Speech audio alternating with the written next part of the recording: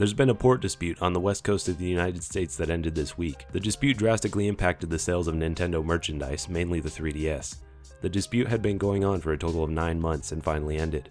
Many other businesses were affected by the labor strikes, including Honda, who claims it cost them about 25,000 vehicle sales. However, the dispute did not affect Nintendo's Amiibo and of course software sales because Amiibos are shipped by air and software is shipped by Magic. Also, due to the lack of 3DSs in the US, someone microwaved theirs and tried to sell it for $11,000.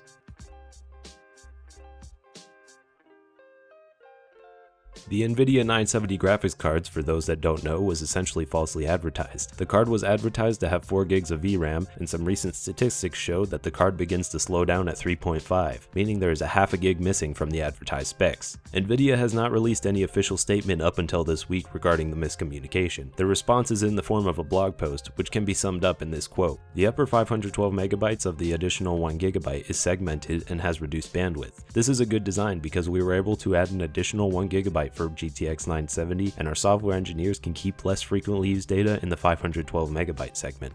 In layman's terms, the quote is saying that the 512 megabytes is there, but it isn't used in the same way as the other 3.5 gigabytes. Some believe that they're telling the truth, and others believe that they're spinning the flaw as a feature. Nonetheless, there's a class action lawsuit against NVIDIA for false advertising, so 970 owners rejoice! In about 5 years, you might get a check for $11.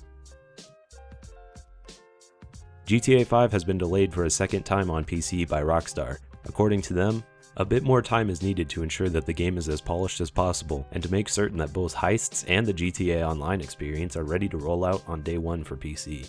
In total, GTA 5 has been delayed a total of 45 days since its initial release date, which was January 26th. Due to Rockstar's previous issues with PC releases, dishonorable mention to GTA 4, many people don't mind that Rockstar are taking their time trying to make the PC release stable.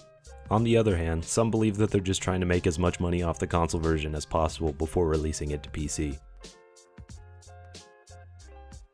And finally in the news, Google has created an AI that can teach itself to beat Atari games. The AI has played 49 games and can beat most humans in 29 of them. It can also beat algorithms in 43 of the games, because many games cannot be solved simply by algorithms.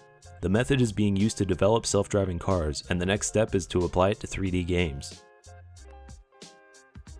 The game of the week this week is Life is Strange by Don't Nod Entertainment, currently $5 for episode 1. It's a Degrassi point and click with time travel. Pretty snazzy.